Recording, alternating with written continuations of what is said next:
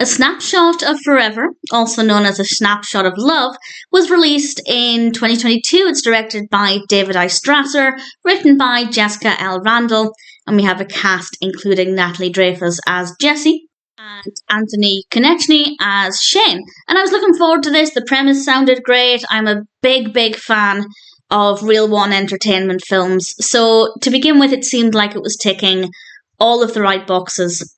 Having now watched it, I can say I feel a little bit disappointed. It wasn't terrible. I wouldn't say I was bored with the experience, but compared to pretty much every other Reel One film that I've seen, it just wasn't as exciting. The characters weren't that interesting. The narrative is probably the biggest issue because it was just very slow. A celebrity, Shane, is actually visiting this small town because his sister is getting married there.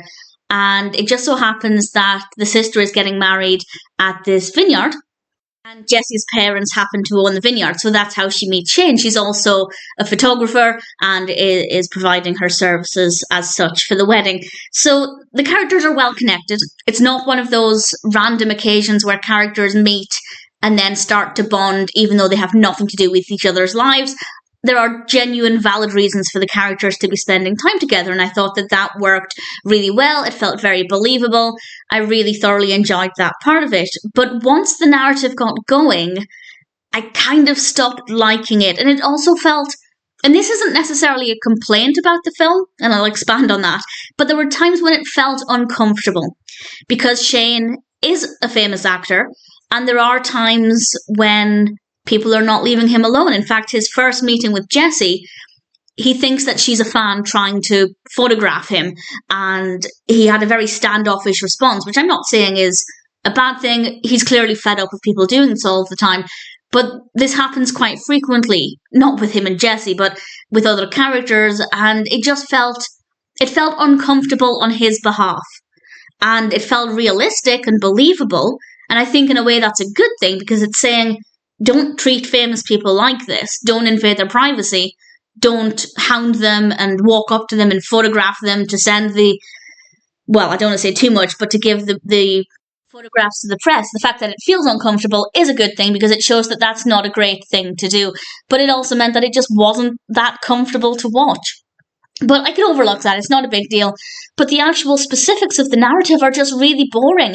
Obviously, it's all leading up to the wedding and various planning things and Jessie and Shane spending time together. I don't mind how the relationship progressed. The romantic aspect, I buy into it. Absolutely no problems there. It's just that not a lot happens. Visually, though, it is gorgeous. We have some gorgeous scenery. This is filmed in British Columbia, like many similar films, and it's a really lovely environment. It looks very attractive, so that's absolutely not a problem either. It's just dull. Not a lot happens. Visually gorgeous, well-written characters, good performances, a narrative that works. There's nothing about it that's bad. It's not like I don't believe the characters' actions or I don't believe the progression of the narrative.